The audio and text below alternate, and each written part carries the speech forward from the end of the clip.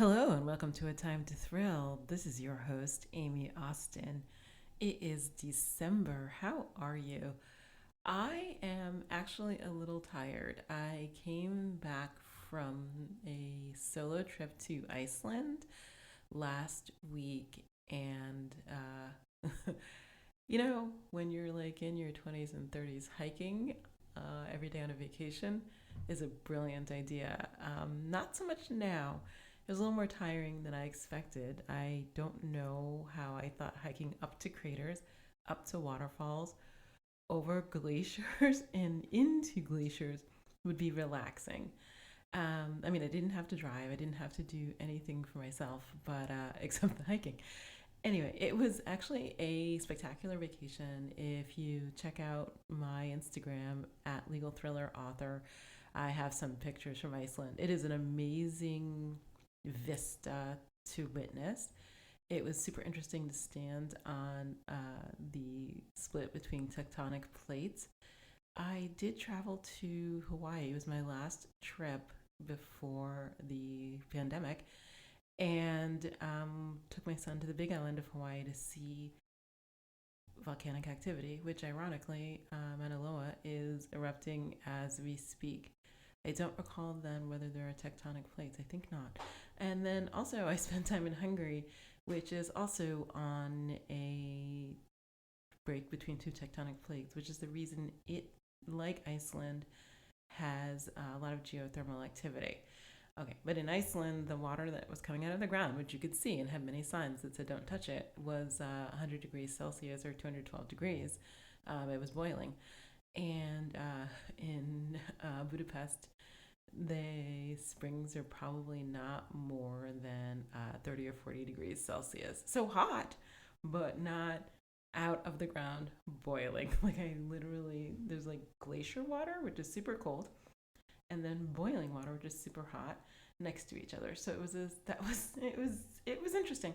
Um, there's nothing to be said for it. It's a trip I recommend. I have some thoughts about places that have more tourists than humans. The number of people in Iceland is about 354,000. The number of tourists they have a year is 1.8 million. So a lot of thoughts on that. But what can I do? I'm not here to save the world from tourism, global warming, or deforestation. So this month, I have an interview with legal thriller author Melissa F. Miller. It was a super interesting interview. I have interviewed other lawyers on the podcast who no longer practice, and I may or may not have talked about it. Obviously, I used to be a lawyer and no longer practice as well. There are quite a few, especially in romance.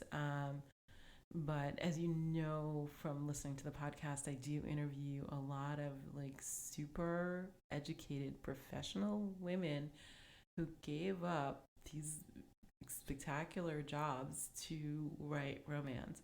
And I really appreciate the dedication to artistry and creativity. It says something. Not quite sure what it says, but it says something.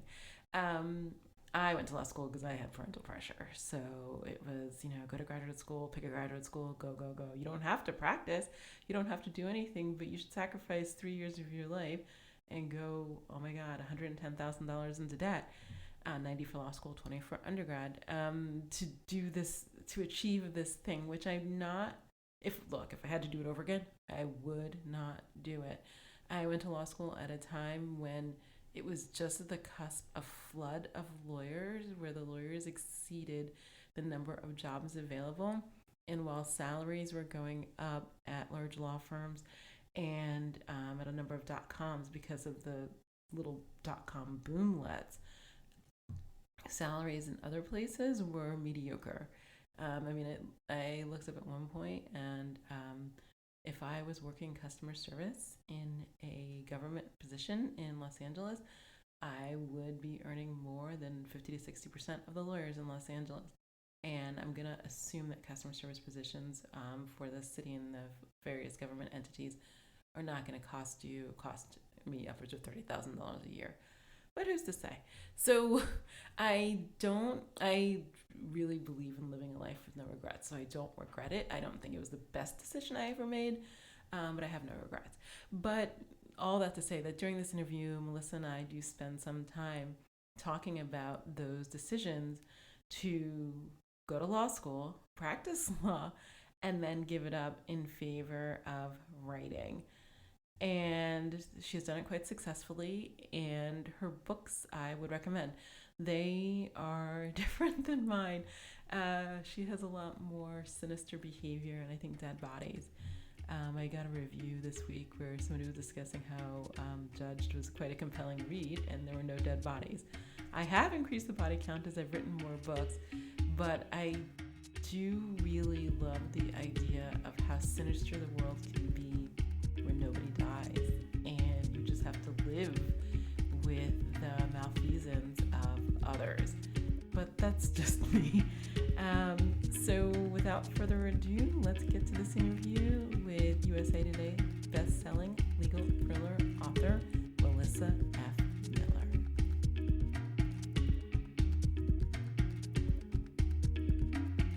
Hi, and welcome to A Time to Thrill. This is your host, Amy Austin. This month, I am delighted to have author Melissa F. Miller with me. Hi, Melissa. Hi, Amy. How are you? I'm good. I'm excited to be talking to you. I'm excited to talk to you because I think you may be the first author I've interviewed who writes legal thrillers.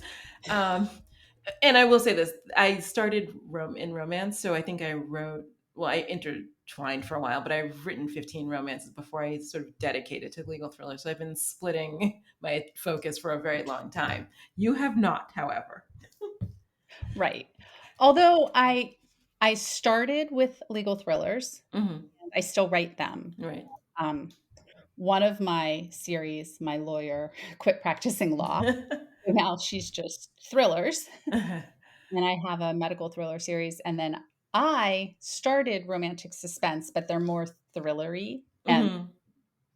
sort of like a Rachel Grant book, and Yeah. Tony Anderson. I feel like those are more thrillery romantic suspense. Yes, I talk to them quite often, actually. I was thinking about it because Rachel. Okay, doesn't matter. We're not going to no gossip. So she just changed her covers, and I love. I saw that the Flashpoint covers. Yeah, her daughter actually did a cover for me for romance. Her daughter's a super excellent designer that just graduated from college, and she and Rachel have had this sort of like learning experience together with covers, and it's amazing. That's cool. Okay, That's really now cool. I'm done with gossip. No Tony. We'll skip Tony for now. But I do talk to them. So I have so many questions for you because the other lawyers I know who mainly write romance. Um, I mean, there's a lot of lawyers who quit that and write, but 99% of them write romance. And I meet so few who write legal thrillers. And that's partially because I grew up in the romance community. But I want to go back and ask you can you discuss what your major was in college? Sure. I was an English literature major with a double concentration in creative writing, poetry, and medieval literature. I have so many questions because okay, so I was an English major in college, and the main reason I majored in English is because I figured out that I could sit in my pajamas all day and read books, and nobody would bother me. And I could wear my pajamas to class, and I did that for 4 years. I was that person, the one who shows up in the flannel and a sweatshirt, and I'm like, I just rolled out of bed, and I'm gonna roll right back in. Um, so I really enjoyed that aspect, but I wrote my senior thesis on romance novels. So, Oh, wow. yeah, because that's what I was doing all day at the time. So, what made you choose? Okay, creative writing, I understand. Poetry, not so much. I mean, I Well, like poetry, but I don't. Yeah, no. right. So, I mean, I was 18. So, that was a big part of this decision-making process. Um, And when I had in high school, I was the editor of our newspaper and also the editor of our literary magazine, Mm, which started as a poetry magazine. So in okay. 10th grade, I joined this literary magazine. And what at that point, what we wrote was poetry, and we had a poetry workshop. every week in high school, I would go to I lived in Pittsburgh, Mhm. so there were bars near the college that had poetry slams and open mic nights, and we Mm. would go. Okay. So that was the world I was in. Mhm. Um, so I did do other creative writing, but my focus, I mean, my minor was in poetry, and then I balanced that out with something really practical like medieval literature. I mean, we all had to take, I don't know, one or two classes in medieval literature as part of the whatever the requirements were for the degree, but I don't remember them particularly fondly. So there were 2 of us my year Wow. who had this concentration. I think it's pretty niche. Mhm. Neither one of us went into academia, though. He went into, like, I- a tech company. So, Wow. Okay.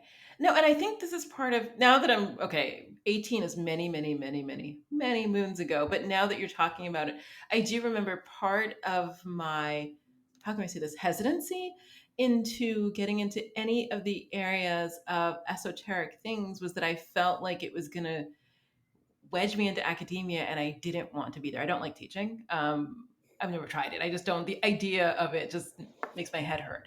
But I was thinking about it last night. I was talking to my son, and we were talking about I don't know who knows what, and I said, "Oh, in college, when I was thinking about writing my senior thesis, I had two ideas. One, I was going to write about biblical apocrypha, or I was going to write about romance novels." And I obviously made a choice. But I did have an interest in some of those things, but it just felt so esoteric and niche. But you right. didn't, did you? I mean, well, okay, look, romance novels at that time was also like niche, but I felt fine with it. Being in that area, this is before there was a bigger acceptance academically of romance and tropes and things like that. Sure. But and I had the how I'm going to say this, like that advisor who was like, I don't even think she got, I think she didn't even get tenure because she was talking about genre fiction. Um, so but I felt that was like more cutting edge. Did you, did you enjoy it? I guess I'll ask you that. I loved it. I wrote my senior thesis on feminism in Troilus and Cressida. So I had an advisor who was he was a openly gay man from the South. So was So mine. I just thought about that recently. Oh, because there was a play this weekend and they told an Evelyn Waugh joke, and I was like, "Oh, my advisor was an Evelyn. He was an openly gay." I wonder if okay, go ahead.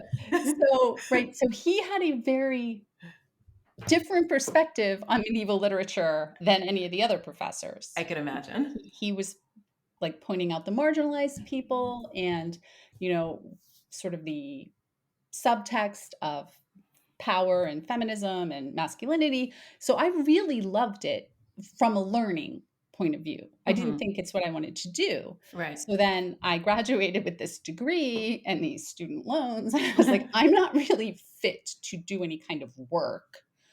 Um, But you didn't go to law school right away. I, I worked as an editor. So we read all of our texts we had to read in the medieval English, right? Yep, that was a You, disqualifier. I mean, right. it was required for the one class, but not generally. Right. Oh yeah, not you didn't have to read, say, Kurt Vonnegut in medieval English. Right. That would be hard. But so I was used to reading dense things and trying to understand them, and I liked that. I liked that. It was a puzzle sort of for me. Hmm. So when I started working as I before I started working as an editor, I worked briefly as the communications assistant to the deputy secretary of welfare for the state of Maryland. There was just like a job. Right. Just like I have student loans, I need a job. But Right. while I was there, I kept looking for a job in publishing because I always wanted to write. Hmm. And I was a huge reader, obviously. So I started working in publishing, but I was working on scientific, medical, and technical journals Wow. and books. So that was another thing. I edited a book on traumatic brain injury. So I started that process knowing nothing about traumatic brain injury, and by the end, I Mhm. I could talk. sort of Well, I'm sure. intelligently about it. Right. So I enjoyed learning, Hmm. really enjoy learning. So I thought after a few years of that, well, I'll go to law school and that will be fun. Hmm. And I actually loved law school. I Did you? Oh, loved it. wow. Okay. Wait, I did not enjoy the practice of law. So that was a problem, right? Hmm. Like everybody else, not everybody else, but a lot of people in law school, they're like, I'm going to do criminal law and they care about criminal law and the rest they just do because they have to do it. Or Right. I'm going to be a plaintiff's attorney or a corporate attorney. I just wanted to learn all the things. And then I once again graduated with this degree and I was like, oh, now I have to do it. Hmm.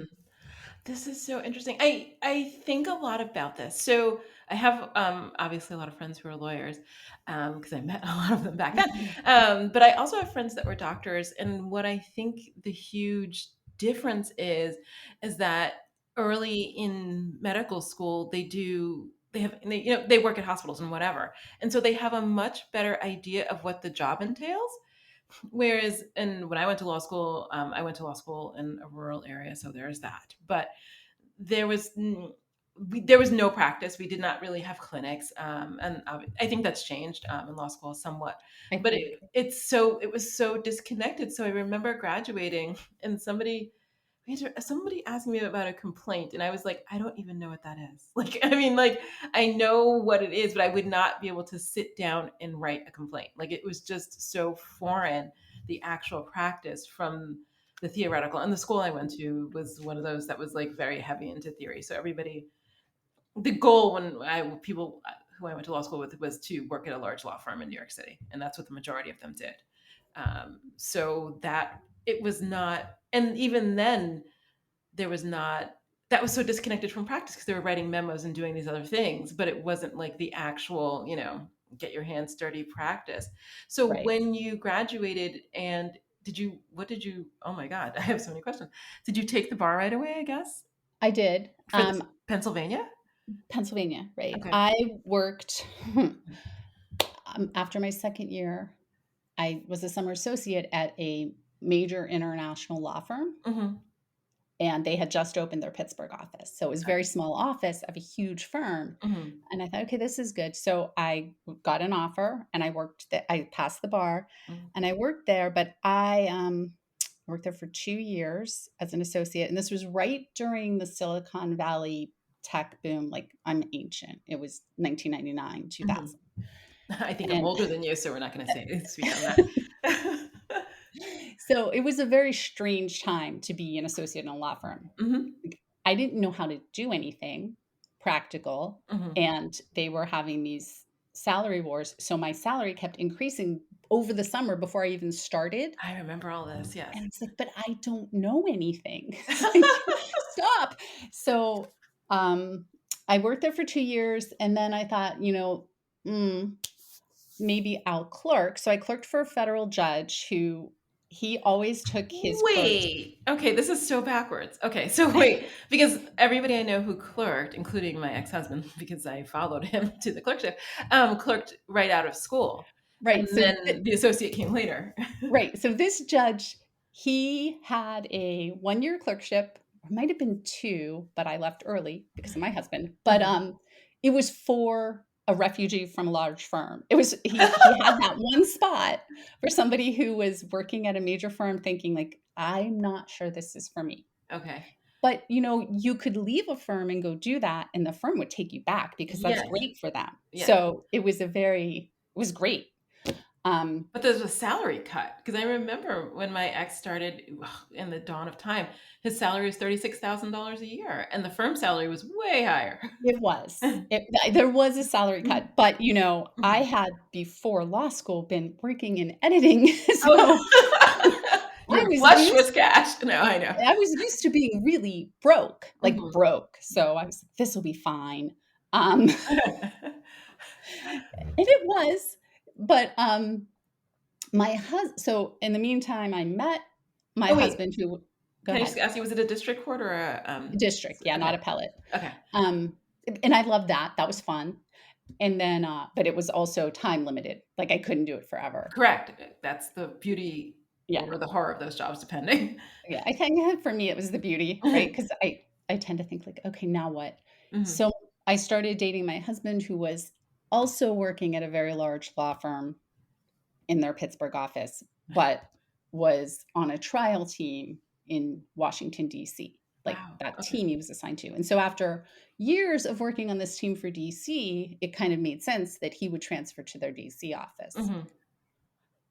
I was going to go with him, and my firm had a DC office too. So after my clerkship, I went back to the big firm life, but now in Washington D.C. Wow. Okay. And you know, I did enjoy some, like, I'm a learner. I like to learn things, and Hmm. so I was working on complex commercial litigation. Hmm. So I learned a lot of things that I will never use again in my entire life. Because if you're working with an expert witness, you have to know how to talk to them. So we did that for a while, I know and this then life. I do know this life. Yeah. and 7 then I years. got pregnant, and I came back from my first maternity leave, and I was still, gung ho. And then I got pregnant again pretty quickly. And while I was out on my second maternity leave, I kind of got the message that maybe it wasn't going to be great for me. Mhm. I mean, Yeah. it wasn't anything explicit, Hmm. right? And he, meanwhile, and we were working, we were working constantly, and we had a nanny and a dog walker and a housekeeper. And I'm like, what? We just like come home and sleep. Yes. Oh, subbed out life. Trust me, I all of those, all of those, all of those. One of my So we yeah. quit the two big law firms Mhm. and moved to central Pennsylvania, which is sort of in the middle of the state, pretty much halfway between Pittsburgh and Philly, although it's closer to Philly. Mhm.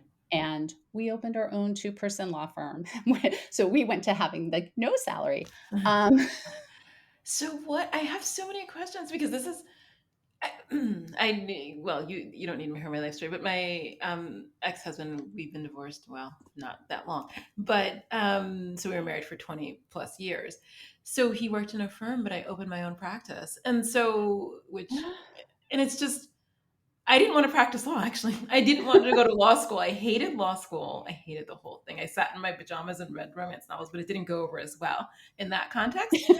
I'm not going to tell you, didn't. I mean, I was like, oh, I'm just going to transport my life from this one college town to the next one, and it didn't work out quite as smoothly. And I spent most of law school, actually, I started in a law school newspaper, and I spent most of it being very controversial and railing against the establishment, but which made me so popular. But what? Okay, so well, when wait, yeah, I know I'm not doing the interview, but how long did you have your own firm? 5 years, because he had a clerk. Well, I mean, I'll tell you. So I'm from New York. My ex is from New York. He got a clerkship in Ohio, and with an appellate Sixth Circuit judge. And so we moved to Cleveland. His judge was senior, which was great because he worked less. You know what I mean? Like they Yeah. had at the time. This is before the judge shortage, so maybe he had like 25% of the cases that a regular appellate court judge had. So, but we both lived on $36,000 a year, and I started a practice because I couldn't decide what to do. I did not interview at all during law school. I had no legal job during law school. I worked as a telephone operator and I worked on my newspaper and railed against the establishment. And so I, it felt like a lot of time to have spent to have wasted. And so I was like, well, maybe I'll just give it a try. But that's like literally the thought process. And so my books, to be honest, are based on that sort of idea. I mean, she has a different backstory as to why she's practicing. She lost her big firm job in a flame of controversy because, of course, she just Of didn't. course. But a lot of the experiences initially, especially in the first, let's say 5 books, um, are similar to mine because you start out, you hang out a shingle. Maybe you had more. I did not have. I had no knowledge, like no practical knowledge on how to practice law, and I had to learn on the job. And that was that was one of the hardest life lessons I've ever had to learn because the stakes were so high because I did Right. criminal and Oh, divorce. Yeah. So these are, I was like 24 4. So, not even a fully formed brain, and you're going to let me loose on the world. But I did hang out my own shingle and practice for 5 years. So I quit, I want to say 2001, because I moved to California. And that's the part of the reason I quit. But what possessed you to have the wherewithal to open your own practice, and what did you want to practice? Because Central Pennsylvania, as I remember it, I have not been there many years, is not DC or New York or Philadelphia or even Pittsburgh or Cleveland. You know what I'm saying? Like it's the Right. And the batch of cases would be different. I had never lived anywhere other than a city. I Right. lived in Pittsburgh. I went to college in Philadelphia. I lived in Baltimore. I went back to Pittsburgh, and then I went to Washington, D.C. Right. So I did not understand really, but it was sort of halfway between the two sets of grandparents at that time. Well, the exact middle of the state would have been just no one. Right. So, so we're near Harrisburg, which is the capital, Right. the state capital. Mm-hmm. So my husband had gone to law school here, Mm-hmm. and he had clerked during law school for a state court judge. So Okay. he knew some people. Mm-hmm. And I had, when I was working in both Pittsburgh and Washington, I had a corporate client Mm-hmm. who was headquartered here at that time. Wow. So their in-house counsel was all for it. He's like, you leave, I'm going to keep you busy with work. Don't worry about it. And he did, to his credit. Okay. So we had a client, we had a corporate client right away. And my husband had some clients that came, like he would do their stuff in the state, Commonwealth Court Right. is the intermediate appellate court for the state. Okay. So we had some work, and then we just really wanted to hang out with our kids and see them and see each other. So we thought, well, we won't need as much money here because living in DC was insane. Yes. So we won't need as much money, and we have some clients, and people need lawyers everywhere. So he kind of became this country lawyer. Like he would do like general practice.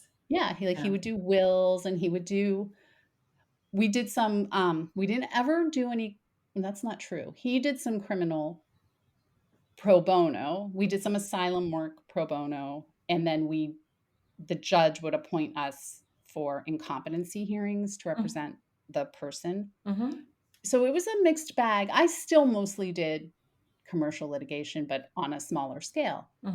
And we didn't work, we certainly didn't work the way we did at the big firms. I mean, there was one summer that my middle child, my younger son, has dark brown hair, but we spent so much time outside and at the pool that summer that everybody thought he was blonde. It was a completely different life. Did you like it better?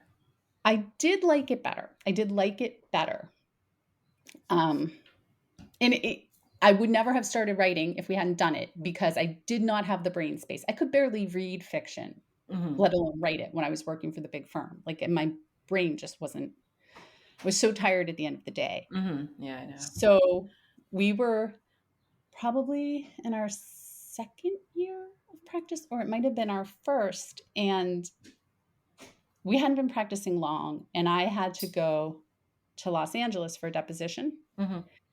And you can't fly direct from Harrisburg. So I bought a book. I bought 2 books to read on the plane. And the first one was The Alchemist, the sort of allegory. Yeah. And so I read that from DC, or from Harrisburg to O'Hare. And it was like so inspiring. And then I left that on the plane so it would inspire someone else. And then I read The Lincoln Lawyer from O'Hare to Los Angeles. And I was like, oh, this is a good book. And then I thought, I could write this book. I could totally write this book. And fast forward a little bit, we're still practicing law. And then I got pregnant with our third child, sort of unexpectedly. I mean, obviously a blessing, because here we are. Right. But, we were very early in the law firm. Miller and Miller did not have maternity insurance, put it that way, which is probably so. you're you're gonna edit this, right? Yeah. Because I'm babbling. When I was pregnant with Sarah, I had to go to New York for a deposition, and I took the train. And when I got back, it was very hot. I was about 6 months pregnant, 7 I was 35 weeks, Mhm. and my water broke. Oh my So gosh. that's, what was I? 30 no, I was 27 weeks. 27 weeks my water broke, and that's, hospital bed rest. Okay. So Dave was now, parenting the 2-year-old and the 4-year-old and running Miller& and Miller, and I was in bed in the hospital for 23 hours and 45 minutes every day. I was allowed out for a 15-minute wheelchair ride, Oh, wow. That's really and confined. I mean, that's heavily confined. it was like prison. But, and in fact, we were on a locked ward. Oh god, okay. I don't it was weird. But we didn't have maternity insurance, and I was like, "I don't know how much this is gonna cost." So, I don't want the phone and I don't want the TV. Like, I Mhm. don't want those things. Right. So, I was just laying in bed. So, I started writing. Wow, I okay. started writing Irreparable Harm when I was on bed rest with Sarah. And then, 5 weeks later, I left with a healthy baby. She Mhm. was perfect, and most of the first draft of a legal thriller. Okay, I have wait, let's go. Okay. I know people have been on bed rest. None of them wrote a book during that time. So, I mean, a lot of them read a lot, to be frank. But what possessed you to think, well, okay, there's a lot of space between reading and writing, and people who like read a book and think, oh, I can write that, and then writing. And a lot of people do it under a lot of circumstances. Bed rest has not been one of those circumstances. So, what made you think that's what I'm going to do with my time, as opposed to reading or I Well, don't and know, I did knitting? I read. don't know. Well, I did read, and I also worked on this Christmas stocking that is currently still not finished. I started it when I was pregnant with my first son who just turned 17. I don't think he's ever getting this stocking. So, but, I had always wanted, right, I always wanted to be a writer, but Mhm. that wasn't a job. Right. So, I always had jobs that involved a lot of writing. My every job I had, I wrote a lot of nonfiction, although sometimes I think that briefs are maybe not entirely nonfiction. And it was something I wanted to do. I mean, I had written all these poems and I'd Mhm. written essays, and I had started at various points in my life writing Mhm. a book, but never finished one. And I thought, well, having children is sort of a very interrupted kind of life. Yes. And I was like, so I'm trapped here. No Mhm. one wants anything from me. That's true. If not now, then when? Right. So that was my thinking. Okay. Wow, that's such an interesting I mean, that's an interesting catalyst. What okay, let me go back. What had you done well, what had you done with your writing desire during all those periods? Because so I will say this, during the time I was practicing, I believe I had started a book. I think that book took 10 years to write. But but I had started a book and I was always sort of working on it on the side. Mhm. um, it came and went, and writing an appellate brief really is not, great fodder for getting up later to work on your book. Right. So I, so I get like there were so many interruptions and so many different things happened in my life, but I, I was thinking about it all along, like since college and through law school. I didn't have time, but I was always thinking about it and sort of very minorly working on it. But you were not in the meantime, like putting, I guess, ideas together. I don't know. Like I know these people have like, they have like scribbles, notebooks, books under the bed, like all these other things where they had N those outlets. Not really. I mean, I journaled, but Mhm. that was just for me, and I would write the occasional poem, but I didn't, I wasn't writing short stories and submitting them. I mean, I was when we were at the firm, I was honestly, genuinely working 18-hour days, Wow. and there wasn't any other.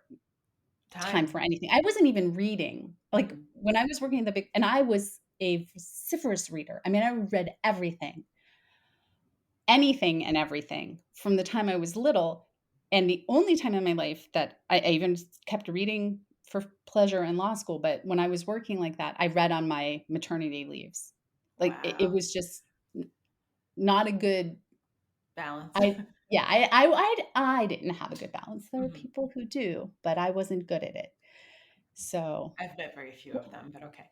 I Um, I did not write during those years, and that was probably I mean, that was 10 years. Did it make you sad to not be reading and writing? Because one of the things I think that I missed the most during some of those times is, so like up until through college, I had nothing but time to read all the books I wanted, to do all the things I wanted to do, and suddenly my time was constrained, and I was a little sad about that, the inability to read at the level that I had been before. Oh, definitely. Right, because, I mean, when you're a reader like that, it's so much a part of who you are Mhm. that I felt a little lost. And then when I was on maternity leave, my husband was like, "Why don't you go somewhere and do something?" I'm like, "I did. We went to the park and I read my book." Like, I was like, "This is my chance to Right. just read." Also care for the child, but, Right. mainly read. Mhm. No, it's so interesting because the times I couldn't read, especially was like studying for the bar. That really, curtails reading. I mean, there were so many, and I had to take a bar twice, but there were so many times when it was just really curtailed, which made me quite resentful of the law, to be honest, because it required so much of you without, in my honest opinion, giving back a lot. Yes, yes, yes, It's, which yeah. is why so then I started writing, and we still had the firm. Mhm. So for, like, 4 years, 4 or 5 years, 4.5 years, we still had our two-person firm, and I was writing and publishing, self-publishing, Okay, and that's so much. but that was and and we were homeschooling the kids. So You're not the first writer who did that, and I just honestly don't understand. I couldn't. Maybe my child's too chatty, but I just couldn't do two things at once. yeah, so we realized, right, once we were not in the big firm lifestyle, we wanted to spend time together and do things together. And Mhm. that was great. And then they went to school and then they were constrained. So when the boys had gone to a private school for a couple of years and then we moved and they went to public school for 67 days. And during those 67 days, we used all 10 of their educational free pass days to, Mhm. like, not be in school, Mhm. and we were like, "We're 2 months in. This I isn't know. gonna work." I know. Like, This is not sustainable. so, yeah, we got an RV, Mhm. and we traveled all around, which was still kinda difficult when we had the practice, right? Because we would be calling in and making sure we didn't get any emails or faxes. Right, I know. Before Lawyers the love whole digital nomad, they faxes. do. I had a fax machine well past the time I should have. Just Yeah. gonna say that. So when the books started really becoming a thing, I retired, and in Pennsylvania, you have to actually send them in your bar card. Really? I turned in my bar card. Yeah. Wow. I'm sorry because I just actually logged into Ohio the other day because I was doing some research for the book I'm working on. And I was like, no, I'm still there and inactive. And unlike California being inactive, I don't have to pay anything. So I'm just like on the rolls, and anytime I want to like dip my toe back into Ohio, I don't know why, when, I haven't been there in 20 years. Magic could happen. Wow. So, wow. Because I think I'm not even sure. We would have to take so my husband is now also retired. About a Mhm, year after I retired, he kind of wound down the practice. mhm, So, we have a very nice Miller law firm sign. mhm. Beautiful. It's in our garage over the door. That's Um hilarious. I still have some of those things too. It's just funny. Really, we have, like, a case of water bottles because we, sponsored, part of a local triathlon, and the Mhm. kids are like, "Why do we have 700 red water bottles?" But I think if we wanted to practice again, there's this whole process which also involves taking some ungodly number of CLE classes for all the years that we missed. This is so interesting. I've never heard of this. And Pennsylvania's in when we were in Ohio. Well, I'm not going to get into the circuits and all that, but Pennsylvania has a system that is somewhat similar to Ohio in terms of like law, but not that apparently. Yeah, I don't know. I was just like, well, that's certainly going to keep me on the straight and narrow writing. Like, Wow, that's so. Oh my God. Speaking of which, did I pay my inactive fee? I'm always really bad about that. I always get some letter and they're like, you haven't paid your inactive fee and now you're in delinquent. But that's only for you're California where they require money for everything. Um, delinquent inactive. I know I'm always delinquent and active. Trust me, it's some time and I'm always delinquent. And it's probably every year, and that's part of the problem. I think in Ohio it's every 2 years. But okay, so what possessed you to go the self-publishing route with the first book? Okay, so that was actually all my husband. Okay. So when I was on bed rest writing this book, I also signed up for this online class that CJ Lyons, do you Mhm. know? Yeah. She was teaching, and I can't even remember what it was. I don't know if it was through pen writers. I was your pitch, your hook.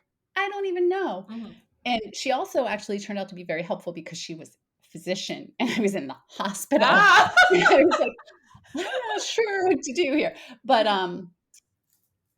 so my plan had been to shop this, Mhm. and I had even started sending out some letters to agents, and my husband read, I don't know if it was on Wired or some sort of tech blog. This was in Ah, 2010 or maybe early 11, but I think it was 2010, mhm. like KDP and self-publishing your book. And he said, lovingly, you're sort of a control freak. And maybe this would be a good route for you.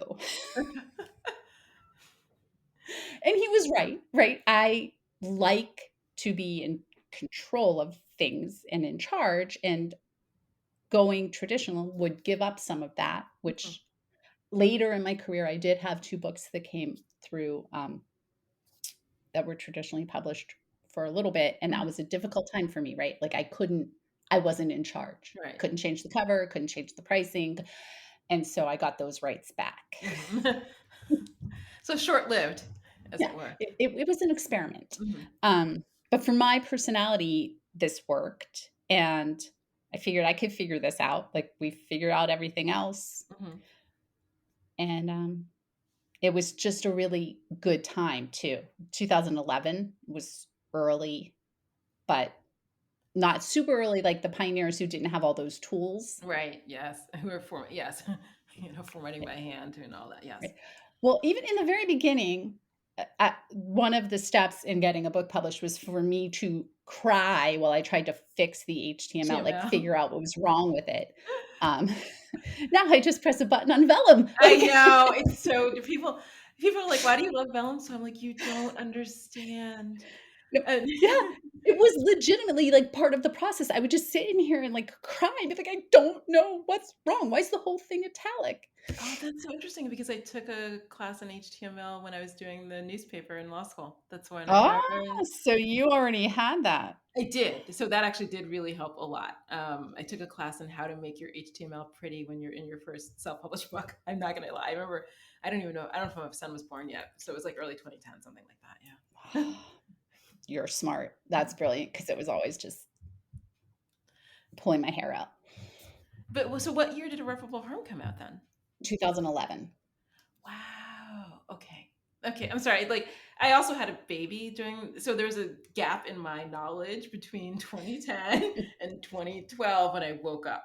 I don't know where I Sure. was, but I mean I published a book, but I couldn't tell you what happened during that time. I think I didn't really talk to people. I think I just had a baby. Um Right. So Sarah was born in 2010. And then I finished the book, like, we would get up in the middle of the night to nurse, and she would go mhm, back to sleep, and I would just stay up and write. And then the kids would wake up, and we would so I wasn't really plugged into the writer community probably until after my second book. mhm.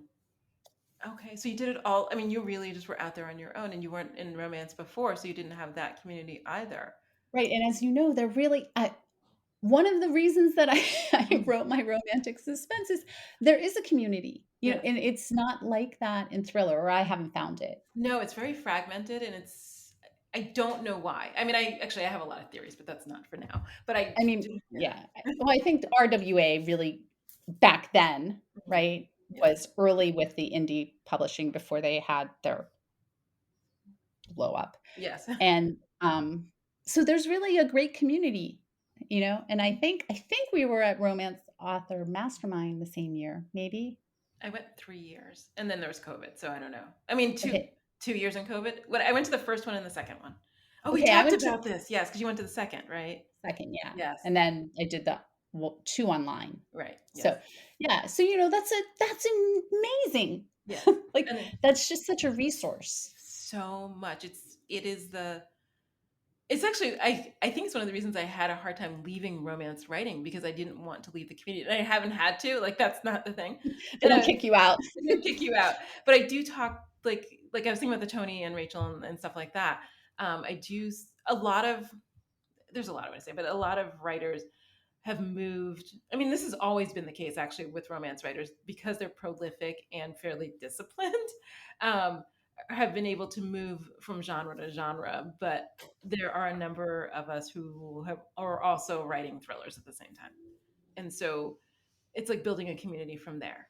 So like even like Lisa Huey, who oh gosh, she may be the president of Nink. I don't know. I'm probably gonna get that wrong, but she is writing more romantic suspense as well, or more suspenseful. It's getting more suspenseful. Her romantic suspense. We had this conversation, but it's just interesting the lack of community. Did you feel alone in that early publication time? So, I didn't have a genre. Well, the first book, for sure, Mhm. um, and I didn't have genre friends necessarily, but, um, I don't know, really dating myself. Remember Kindle boards? Yes, yes, I do. So I thought about that the so other day. I wondered if it was still around, and then I thought, "Oh, this is a detour in my head. I need to get out of this and go write the book." right. Yeah, just don't go down any rabbit holes. Right. So there I am so then, there were little groups that Yeah. would form, and I'm in like, at various points, I've been in 2 or 3 different groups from people who are sort of veterans from the 2010s, 2011s, Mhm. and everybody writes in different genres, and at this point, nobody's talking about writing, right? Like, Right. No, we don't ever. We did ever. so many years ago. Like in yeah. Yeah. So, there was that kind of community, Okay. um, but That's it's very different. And okay, so now so I'm gonna ask you a couple questions about the books because I have so many thoughts about them. So I looked on my Kindle today to see because I read it, no offense, but I read them years ago. Like you know what I mean, as they Yeah, were sure. published. So they're not top of mind, and I did not reread them all before talking to you today.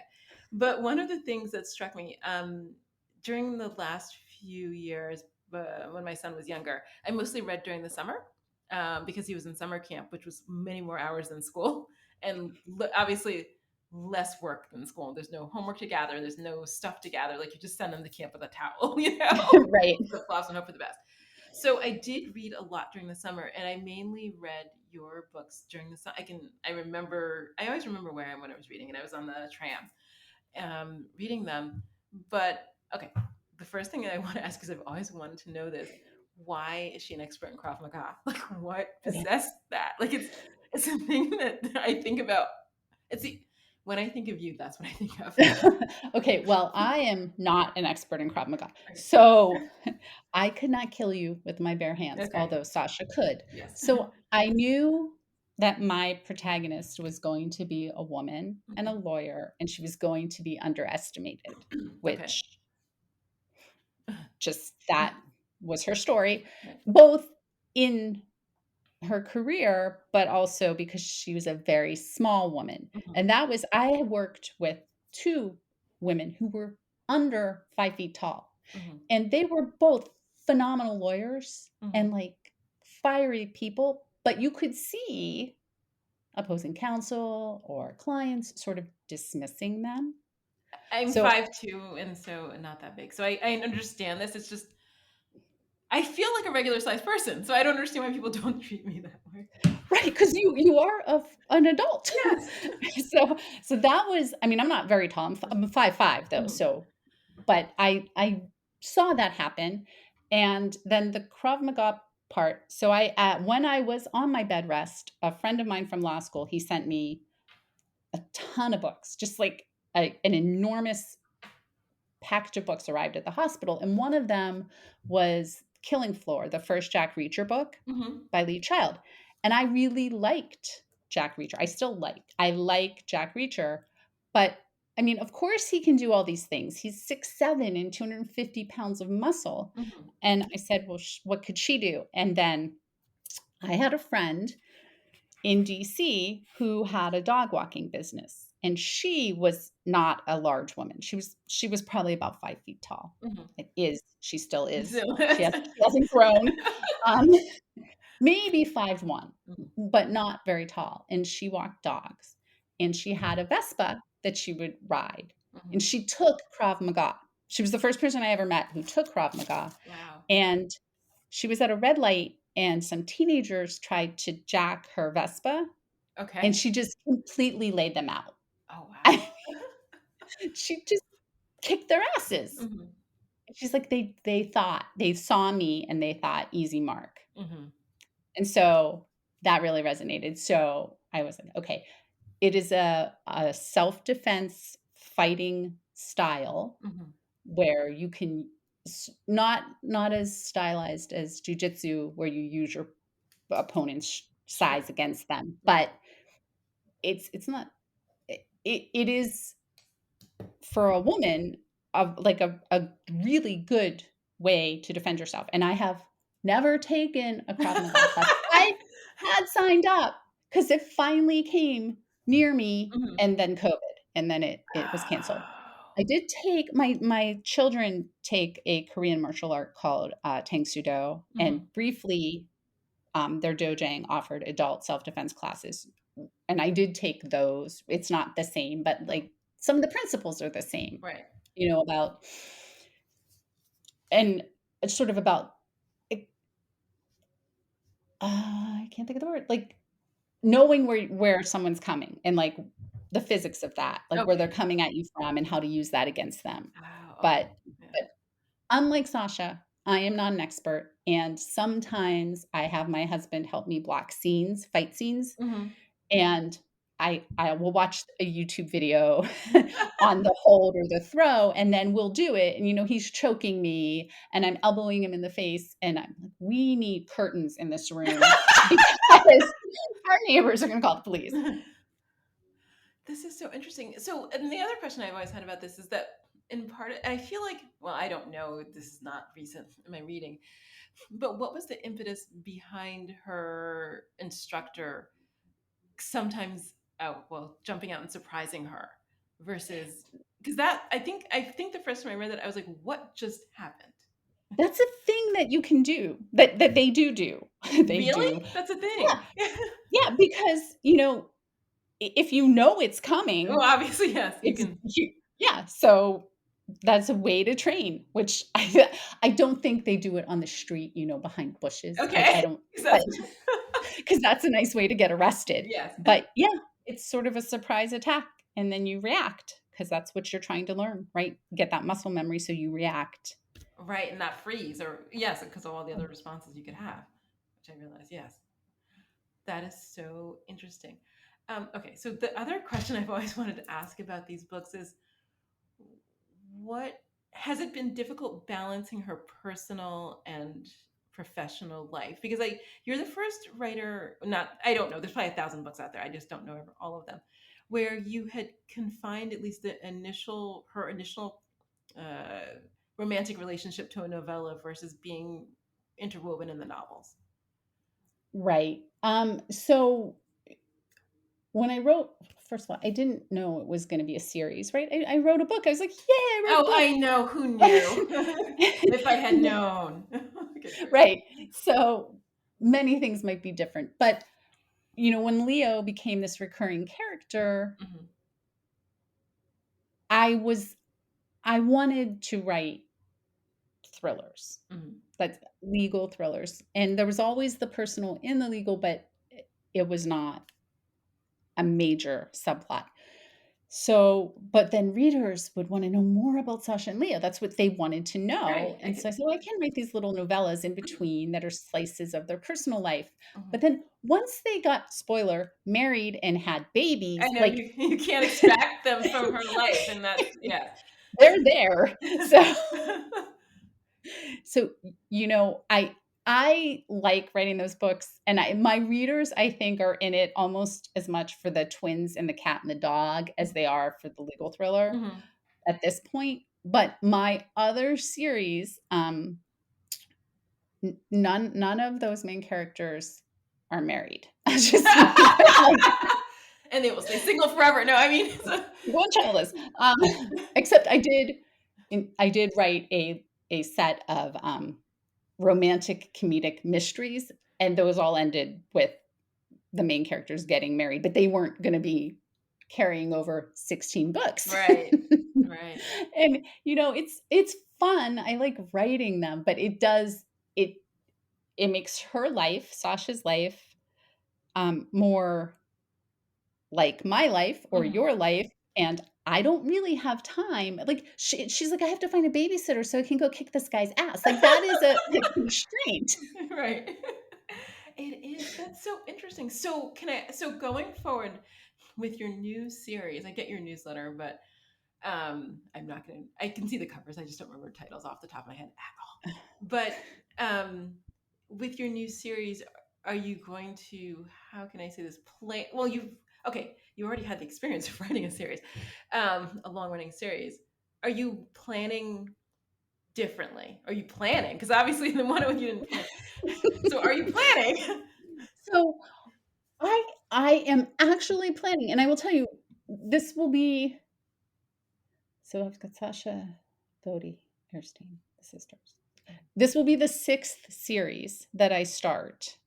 Um, it will be the 2nd series that I start with a plan. Okay. So I guess I'm eventually educable. It just takes me a while. Mhm. Um, and aside from the romantic comedic mysteries, all of these people live in the same world. Mhm. They're in the same, like, my kids call it my multiverse, right? They're in my MCU. Mhm. So we already know this my next book, the first book. I'm not committing to a series. Maisie is getting a book, Okay. and it will be Maisie's book, but she's been a character in several of Sasha's books and a couple of Bodhi's books. She might have been in an Aristine book. I'm not sure. Mhm. Um, she's single. She's going to be an investigative journalist, or she is an investigative journalist, and I but I'm really bad. I'm bad at this because I don't plot, and so then things happen. And in this last Sasha book, the guy who runs the coffee shop was very clearly flirting with her, Mhm. and she was kind of enjoying that. And I was like, Maisie, can we not? Can we just not? I'm sorry, I don't plot either, and oh my god, I'm halfway through a book and I realize that I have no jurisdiction over the crime. So I just, I can't even with it. I was like, oh my god, the crimes didn't occur here. Like, so I'm gonna, well, I'm not gonna fix Oh, it. We're gonna have a different crime, to be frank. But I was just like, oh, if I had just planned ahead, like, did I not think of this? Like, I had in my head, I'd had all these things happen in Guatemala, and this was like, he was this horrible guy, and all these things happened, and I thought Guatemala's not Ohio, so this is gonna be a problem. But it took 30,000 words before I realized that was a problem. So not plotting, I get. Okay, I'm sorry. I keep thinking, like, I'm doing a spin-off series now, and I'm actually thinking of another one, but I'm trying to think about some of these issues. 'Cause I actually do want to write about an investigative journalist. She got laid off at the Plain Dealer when there was a lot of massive layoffs at large newspapers. I'm sure if you live in Baltimore, like that, that's huge. So I want to write about this, but I could just see you already starting in a corner. So how do you? So if you're planning, are you going to plan like as a Well, bigger arc or just their life and not no flirting? You can't talk. You're not allowed but to talk to people outside it's your house. It's very bad because it's Maisie, and she's a huge flirt. She flirts with everyone. Like, she flirts with animals. Like, I don't know what I'm gonna do. So I haven't really figured it out, but I know the romantic suspense books I wrote, which were novellas, Hmm. every character, they were novellas because of COVID. They weren't going to be novellas, but that was the brain space that I had Right. during that time. I was like, okay, I can't write a book. Hmm. So I wrote 6 novellas, and each character has 3 novellas, and that trilogy is their story. Hmm. And that was a good, like, that was good for me because It was confined for sure. it was confined, and I knew the next couple was coming. Hmm. So I haven't tried to apply any of that to a full length novel series yet. And I say I'm planning, but I haven't really planned. And I'm a person, I love to plan. Hmm. I love to plan, like planners, strategy, but it's all subject to change happily at any time. Like, I never. So we'll see. I'll find out and I'll let you know. That's hilarious. So I have this question. What kind of books did you read as a child? I read everything. I read, and I mean this, I read everything. Um, my mom and my aunt and my 2 grandmothers would pass around these big brown grocery bags full of books. Hmm. Lots of Harlequin, Stephen King, like the Judy Blume books written for adults. Hmm. So I would read my own books, and then I would read all of those books. I would read anything, fantasy, horror, romance. Like I would read Nancy Drew, I'd read The Thornbirds. Right. And there was no sort of like, you can't read that. No, I never. My family had no limits, which, Right. well, there's just no limits, so it is what it is. Well, I wasn't you traumatized come, by any book yet. right. Like, you come at a book differently when you're 11 than if you reread it when you're 30, right? Yes, yes. So it's different. And then, I mean, I would read anything. I read, when I was in 4th grade, I read The Scarlet Letter and The Scarlet Pimpernel because I like the word scarlet. You know what I mean? I know how children choose books. I watch my son choose books, and I'm thinking, but I don't say anything. I'm just like, that's interesting. I don't even. Interesting choice. Yeah. And he's like, I'm enjoying it. I'm like, okay. I mean, I just walk away because what am I going to say? But what? Oh my God. So, what are some of your favorite books? Because I've been thinking about this recently. I don't know if you know Julie Strauss. She has a podcast called The Best Book Ever. And every week she has a guest discuss one of their favorite books. And when people bring up things, some of them are just things I haven't thought about in a long time. I enjoyed them, but they didn't stick with me or whatever it is. But I was talking to somebody, and one of my favorite books in 5th grade, I think, was Tuck Everlasting. And I was just Uh-huh. thinking about that. I was like, maybe I'll reread that. I probably will not because I don't know if I have time. But there's some books that really stuck with me. Wifey by Judy Blume, probably because it was an Uh-huh. adult book, and Right, right. I think it was also in 5th grade. I almost had a lot of time in 5th grade, but there was just like there was some, but they were so diverse. But there was something about each one of those books that sort of like caught my imagination. Do you remember any of those kinds of books? Um, I can remember like a lot of books that kind of stuck with me. I think the one that I loved, The Westing Game, Mm-hmm. and it was a mystery, and it was a children's book, but it wasn't written, talking down. I really enjoyed it, and I my children broke my heart because we in homeschool Mm-hmm. we read independently and we read together, and then we have a read aloud. And I was like, oh, we're going to do one year. I was like, we're going to do the Weston Game for our read aloud. And they were like, this book sucks, Mom. Like, none of them liked it. And I was like, what is wrong with you?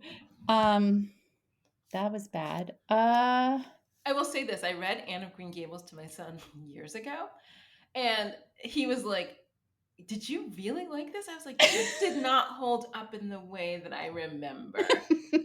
Right. He's like, "It's very wordy." I'm like, "I agree." Right.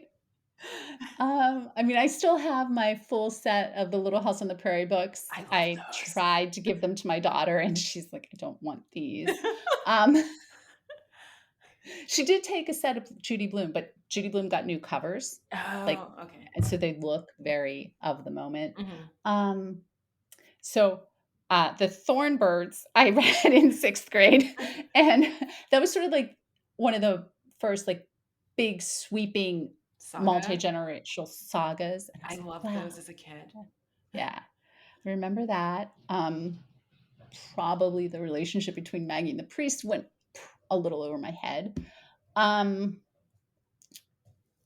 you know, I've always liked mysteries, and I've always liked I go through phases, but Wait, you liked mysteries early on? Because I will say this, that's the one genre that I didn't enjoy until maybe my 20s.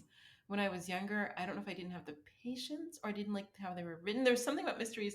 People are like, "Do you like mysteries?" I'm like, "No, just tell me all the information up front. I'm not hanging on for the end."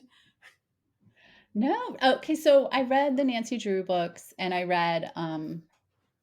didn't read the Hardy Boys, Oh, I read both. Yeah, the yellow and the blue covers, I remember them. At least but in my age with the hard covers. Yeah. but I the first book I ever wrote, I was in kindergarten. It was a mystery, um, and my mom typed it on the typewriter, and we covered it with contact paper. Oh my God, I love that. But it was a mystery about someone stealing the food, and spoiler, it was a raccoon. Um, There will be spoilers. Okay. so yeah, but I'm trying to think. Like my middle kid loves mysteries and thrillers, and they're not grown like kid ones. There's Kathy Reich has a series she wrote with her son Oh, of okay. thrillers, and John Grisham has the Theodore Boone books, which are very strange. His dad is a judge or a lawyer, and Theodore Boone is just like a kid lawyer. And that's not a thing. Thing. But he has clients and he goes to court. And I was like, I don't understand these books, but he liked them. So that was good. Sorry. That just makes me laugh. Right. I'm Okay. like, wait, that you That's can't do that. not a thing. That's not a thing. Okay. Um, well, okay. So I will ask you this last question because I'm getting better at confiding my hours. What When you look back upon the books that you've written, and there's quite a few, it's not zero. What are the Do you see themes that come through all of them? Um, yes. So all of my books, all of my books have protagonists who are, for some reason, Oh my underestimated. God, that would have been my answer. I feel like I just won the student lottery. Okay. Yeah, good job. That's it, right? Like they're people who are not taken seriously or considered a threat or whatever. They're unexpected, underestimated. I, I until I wrote Bodhi, I would say unexpected, underestimated women, Hmm. but Bodhi is a man. He's also a practicing Buddhist Hmm. and has taken a vow not to harm anyone. So while Sasha is constrained by the twins, Hmm. he can't hurt you. Right. So, it gives him a challenge. But and I read dark and Hmm. I read graphic, but I don't write it. Hmm. So I think they're all sort of they're not light because they're not cozies, but they're optimistic. Like there's a theme of sort of optimism. Hmm. Can I ask you about the underestimated though? So I will say this, that one of the best things about practicing so I look young, and when I was probably 25, I probably looked 18. I don't know. I don't have a good sense because I knew how old I was, you know? Uh, and I sometimes would You knew how wear. tall you were. Exactly, but I sometimes did wear 3 or 4 inch heels. I just got rid of a pair that I used to wear to court last week because I decided that's not going to happen. But there were 4 inch heels that I'd wear on trial days, but and got my feet killed. But one of the things I found was people would underestimate me. So I would go to court and they would treat me, I don't know, like I was like a child who rolled out of bed. I mean, and they were always surprised. Like I would do these things, and like I remember like some prosecutor, and he's like, "Where'd you get that? How'd you know that?" And I'm thinking, I have access to research, and I have all day, and I have no children, and I mean, I have time to do this job, but it turned out to be a strength. Like it really annoyed me at first because people would dismiss me and not pay any attention. But I realized I could show up to court and come out with this case, this precedent, this police report, this witness, because they didn't think I was going to do any work. I'm not even clear what they thought I was going to do. They were like, "How'd you do that?" I'm like, "Well, I went to the neighborhood and then I was asking people and I found a witness and they signed an affidavit. Now they're here." Like, I just couldn't understand, like, Like, what, how do you do how it? do you do your job? That's what I did, and I didn't wear these heels when I went to the neighborhood, but whatever. So I didn't like it. But actually, as an adult now, I'm an adult, well, I'm 24, but in the last quarter century, I've really come to appreciate it because people underestimate me all the time. And then I show up and they're always surprised and shocked. But it turns out to be really great because I can get what I want because they're not prepared. Right. And it's similar to Krav Maga. Like, you're using their weight against them. Right. Like, they did it. You didn't make them underestimate you. Mm-hmm. I know. I know. I'm like, did you think I was just gonna? To be honest, I never underestimate people, so I don't have the mindset of underestimating people. I always assume that people are going to go for the jugular, do the worst, do whatever it is, and then I prepare. My child might say over prepare. He's like, "Are you preparing for Armageddon?" I'm like, "You never know. You never know. I got to be prepared." Hope for And the best, plan for the worst. exactly. And so I do plan for all sorts of contingencies. And I was really surprised at the number of opposing lawyers who did not seem for the plan for the contingency that I would come prepared. So that is very Sasha, because I think it's the second or third book. She's thinking that opposing counsel is treating her like she's a bunny rabbit, Mm-hmm, like a pet bunny. And mm-hmm. she's like, she's the killer rabbit from Monty Python, Right. whatever that skit is, Mm-hmm, right? She's just going to destroy him because he's not taking her seriously. mm-hmm. It's So yeah. and I don't think it's unique, right? No, it probably isn't. I don't. One of the things that, okay, as a writer, I have a bigger community, but as a young female solo lawyer, not so much. Sure. So I just, I went home and I did my work and I did my little research and then I went out into the world. But I didn't have a community around me. So I just did the best I could based on who I was. But I didn't have a number of people who were going to be like, "This guy always underestimates you," or I mean, I didn't have that bench of knowledge. And also, I went into a community that was fairly insular, and I was from New York City, You were an and outsider. I was Yeah. an outsider in so many ways. So So it felt like it was just you. yes, Yeah. and so maybe if I had had a community, it would have been easier.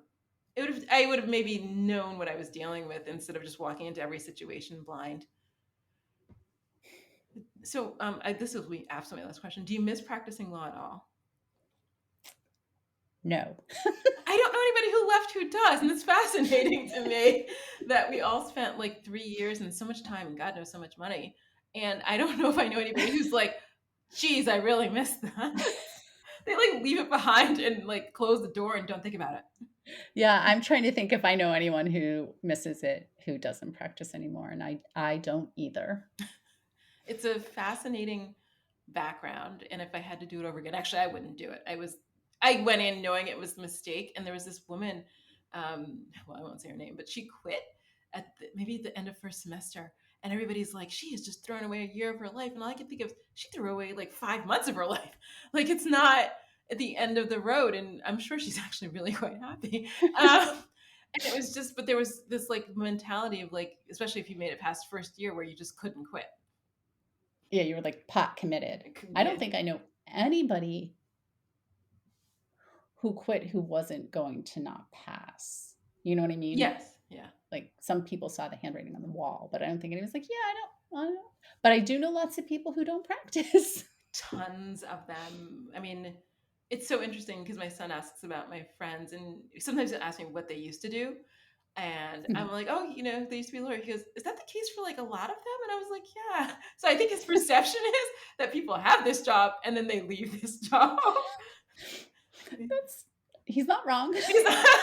I know, but it's just an interesting perception because it's not how I grew up. Everybody, and I grew up a long time ago in the 70s and 80s when people, they felt You had the really, same job forever. they felt very constrained to things. And a lot of people didn't enjoy it. I mean, I knew a lot of not happy professionals, but they didn't leave. Yeah. And maybe that's the gift for our generation. Maybe we can leave, and it's okay. I think that's good progress. That's amazing. Anyway, thank you so much for doing this interview today, and thank you so much. I did hear your dogs, so I will acknowledge that there are dogs, because one of the things we had talked about beforehand was dogs.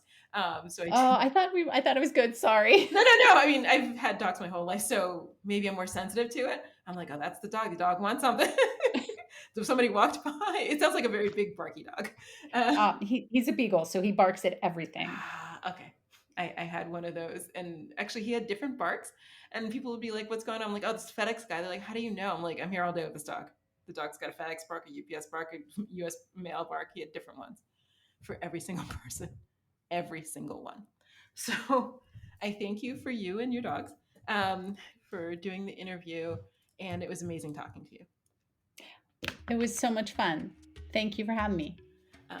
And I will, for listeners, I will have all the books as always listed in the show notes.